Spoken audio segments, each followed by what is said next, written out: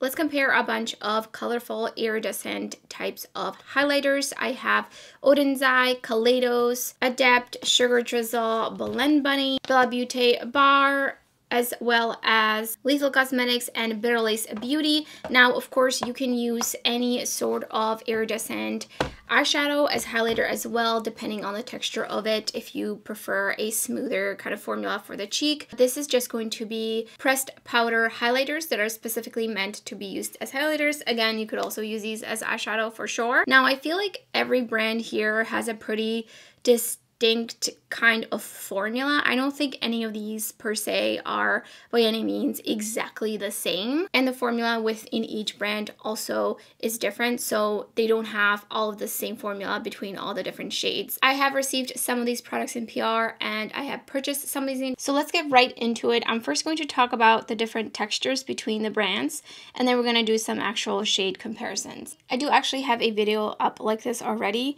but I wanted to do an updated version featuring the Bella Beaute Bar Oracle palette.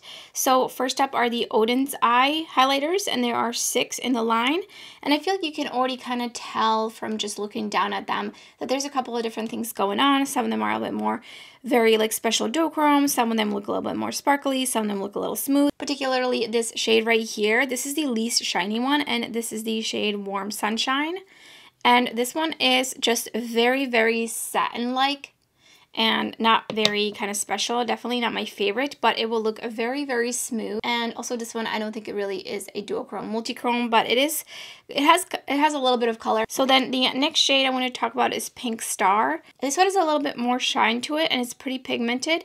It's actually a little bit on the powdery side, but you can already start to tell the difference between the shine level. Next up is Rose Sky, and this one is super, super glitzy. This one is one of the even more sparkly shades, so put that one right next to that. So while this one is still obviously a powder, it's not necessarily like almost dry powdery. It has slightly larger sparkly flecks throughout it, so it just makes it look a lot shinier. Then this blue one is Azura Shine. This one's also definitely on the more sparkly side, but very, very smooth. So here's what that one looks. This one's very, very icy. Next up is Moon Talk, and this one is also very smooth, but I think this one is less on the sparkly side. It's a little bit closer to the formulation of this shade right here, so it doesn't have those flecks of sparkles in it. And then last up is Lavender Dream. I think this one is the most sparkly shade out of all of them. It looks absolutely beautiful just in the pan, and it's very smooth, but like I said, it has tons of just sparkles throughout it. So this one is closest to these two formulas right here. So you can kind of really see all the different textures. I prefer the sparkly and the smooth. I do think this one is more on like the natural kind of glow side. Next on to Kaleidos. Again, in the pan, you can kind of start to see slight variation. I think that the Prophecy highlighters are very, very beautiful and smooth and high shine, while these 3 shades right here, this one, and this one are a bit more like satin-like. They kind of just give a little bit of a glow, but they're not necessarily very shiny or very sparkly. And then these 2 blue shades are kind of the most texture looking, and these are going to be the most like shiny and sparkly. So I would say these 2 are probably the closest to this formula of the Azura Shine, and then maybe a little bit leaning towards Lavender Dream as well, while the other shades are closer to the formula of Warm Sunshine. That being said, I don't think they're like the same formula. I'm just trying to compare, give you an idea in case you have any of these and you're looking at grabbing some of these other ones. So I'm just gonna go straight into it. Here is Solar Sailor. Very smooth. It's still pretty shiny, like shinier than the more satin shade from Odin's Eye. And then next is Mars Melter, but these do feel a bit more powdery. And the way they apply, they just feel a little bit more powdery as well. So here they are. These are, again, the least shiny, though I think that this one is actually a little bit shinier, even more than that one. And then Comet Catcher is also pretty powdery. And this one's actually kind of hard panning a little bit on me. So here they are. Skywalker and Moonwalker. You can see very similar, I would say, definitely more on the shiny side. So here's Skywalker and Moonwalker. Both pretty similar. I think the blue is a different tone of blue. But these are for sure more on the sparkly, shiny side. Here is Gifted and here is Prophecy. Very, very smooth, silky smooth actually. While they are dry, they don't feel dry like these other shades. And they just give a really beautiful glow. So not really sparkle, but more of a really beautiful metallic smooth glow. Not saying that these are not smooth. They are for sure still smooth, but they do have that slightly larger particle in them. Moving on to palettes, this is the Ketracel White Palette from Adept Cosmetics. This is a limited edition face palette. These two are creams, so I'm not going to be swatching them in this video. I do love this formula. I would love to see them release just iridescent shades in this formula, but like maybe 2 more or maybe even 6 just in a row just to have on one palette. Love this formula so much. And then there is the infamous stripy shade. So these obviously like it's going to be pretty hard to just grab one at a time, but let me just show you anyway. So here's the purpley one. And this is a very, very smooth formula, but it is a little bit chunky in some of the shades. So when I swatch these, actually I can tell how some of them have a little bit more kind of chunkiness to them. So I'm just trying to go, you could probably use a really small brush and get some of these, but this yellow one was pretty hard even with my pinky. And then lastly is this beautiful pinky shade. So I'm not going to be including these since it is so hard to swatch. But if you didn't want to necessarily invest in a whole highlighter in one of these shades, then this would be a good option if, of course, you like some of these others because you're getting all these other multi-chromes that you could go in. Next up is the Sugar Drizzle on Top of the Mountains and Beneath the Stars highlighter palette. And there are 6 pans of super beautiful iridescent shades. Some of these are on the squishy side, which doesn't matter. It's actually probably better for the face anyway. So I'm just going to be swatching these all next to each other. And these are, for the most part, pretty glitzy.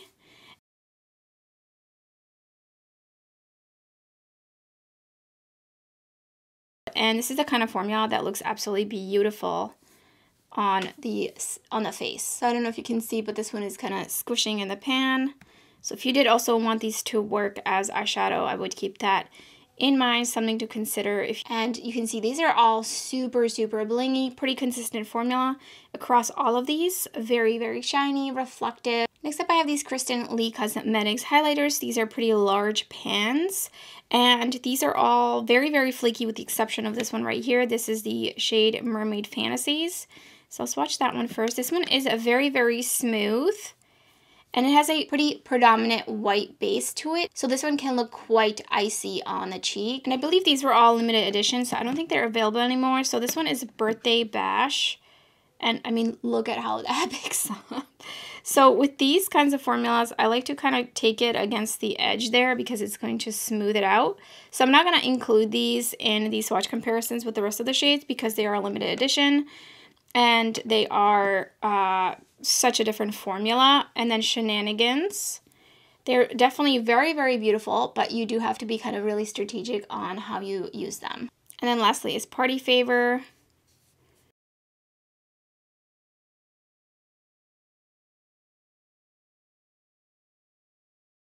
Moving on to the Noctilucent palette from Blend Bunny Cosmetics. This is one of my all-time favorites. I love this formula for the cheeks, for the eyes, you name it. So first up is Far Out.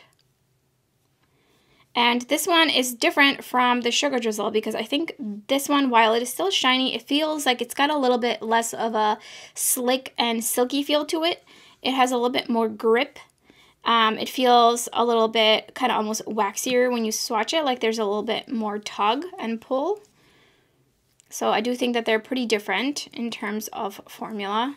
And they're quite shiny. I think this is a great option for something to kind of do double duty if you didn't want to buy single eyeshadows. Super glitzy.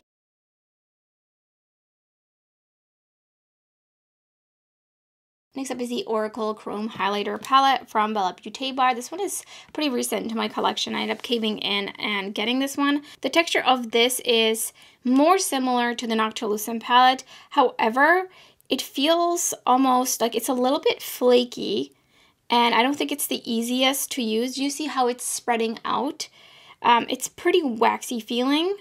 So this one I would definitely go in with a synthetic smaller brush, but the shade The Moon doesn't feel the same. It feels a little bit more like a regular shimmer shadow, where it has like less tug to it. And then the Sun, also more similar to the Lover shade, so it feels a little bit waxier, has a little bit of tug to it. This one is stunning. I mean, look at that. So this is how these pick up. They're pretty powdery but waxy at the same time. So the High Priestess is probably a little bit more true to a typical kind of iridescent, very smooth, shiny formula. And then the Star and Magician are a little bit on the flaky side, similarly to the first shade, the Lovers. So you can kind of see how it's spreading out and it's a little bit thicker. So this one, I think you can easily pick up too much. And you want to make sure you're just getting a little touch of it. So using, like I said, a synthetic small fluffy brush to apply this. But with these slightly chunkier shades, you will probably get quite a bit of a particle-y look on the cheek. So if that's not something that you like, that you might not want to opt for this palette. Moving on to Lethal Cosmetics, these are relatively new to my collection. These have a very drier, smoother, almost satin-like formula. So they are for sure still like shiny, but I think I would compare them closest to this formula right here of Pink Star.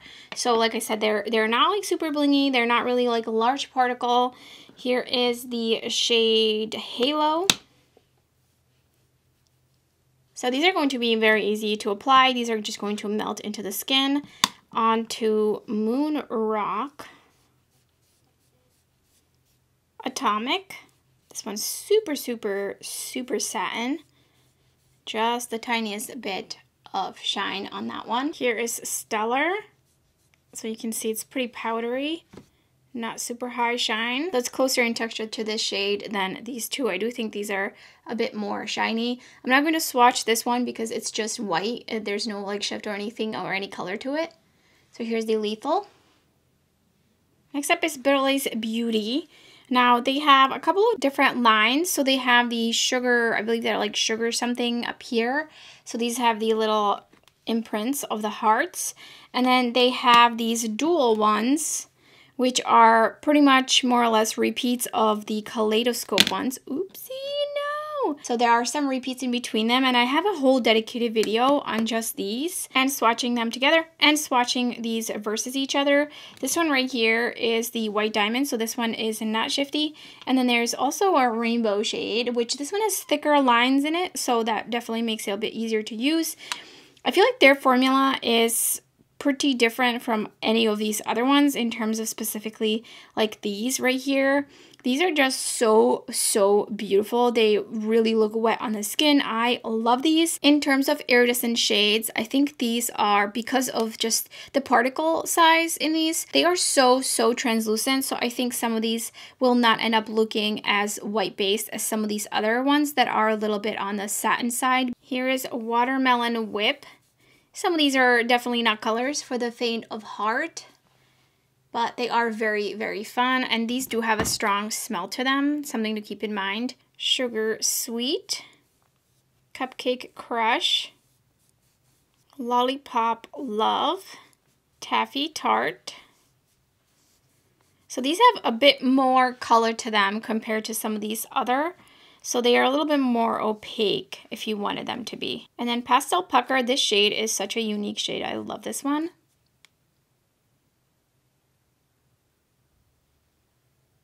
I moved the palette away because it was just really tripping up the lens and it just kept focusing on what's behind my hand. So here is Lucid, which is part of the Kaleidoscope. I mean, look at that shine. Look at that shine. It just glistens so beautifully. Here's Whimsical, beautiful purple, Luster, and Electric. These are just so deliciously sparkly and smooth. They feel silky. They are just so stunning.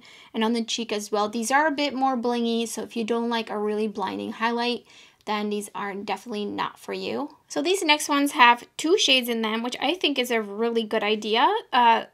particularly if you were able to kind of choose, but these you're kind of stuck with, so you better kind of like both of the shades. That being said, I think it's nice to get kind of a 2-for-1, especially because I believe these are like $25. So here's Azure Frost, and it has kind of complicated because it has 2 in there, but they don't have 2 different names. And I do think that this is even more blingy than the Kaleidoscope formula. Look at that shine! Princess Cut.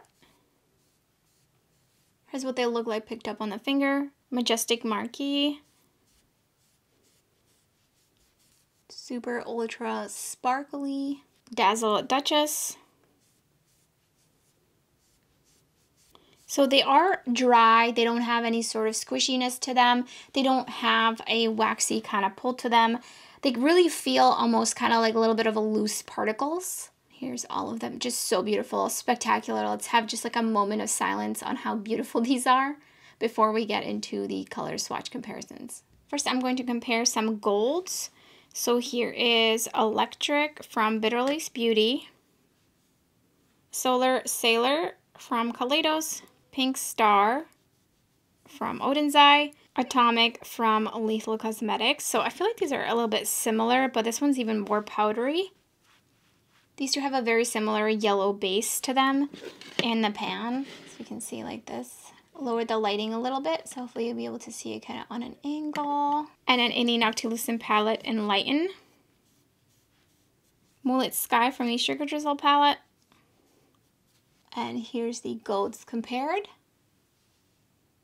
with a little bit of pinky yellow base. Next, on to the green. So here's this shade from the Azure Frost from the Split Pan. Moon Rock from Lethal Cosmetics. Moon Talk from Odin's Eye. Lightning Bugs from Sugar Drizzle. Actually, this one's a little bit less green. I thought it looked a little bit more green in the pan. Transient from the Noctilucent palette. The High Priestess from the Oracle palette. Here they are compared. I would say these kind of 4 here are the shiniest, and then these 2 are kind of pretty dull. And they actually look kind of gold now, from my angle at least. Lots of blues to compare. I think I'm actually going to swatch on my wrist. So no particular order. Here is Lucid from, what is it called? Bitterlace Beauty. Stellar from Lethal Cosmetics. Majestic Marquee from the Duo from Bitterlace Beauty. Azura Shine from Odin's Eye. This one feels a little bit squishy in the pan actually. And so does Lavender Dream from Odin's Eye, a little bit squishy in the pan. Moon Cruiser and Skywalker from Kaleidos. Whimsical, Bitterlace Beauty. Azure Frost, Bitterlace Beauty. Princess Cut, Bitterlace Beauty. Lollipop Love, Bitterlace Beauty. From the Oracle palette, The Star. From this one, this is a little bit purple, and this one's kind of a little bit almost greenish blue. So I think I'm gonna swatch far out. Yeah, that one definitely looks way too purple. Sugar Drizzle palette, Twinkling Down and Star Shine. But there's definitely plenty of similarities here.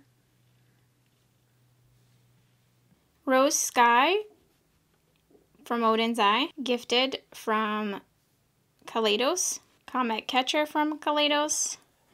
Super hard panned. Mars Melter from Kaleidos.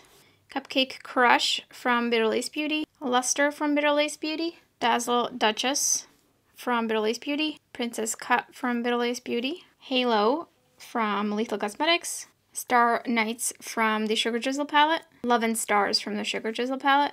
Phenomena from the Noctilucent palette.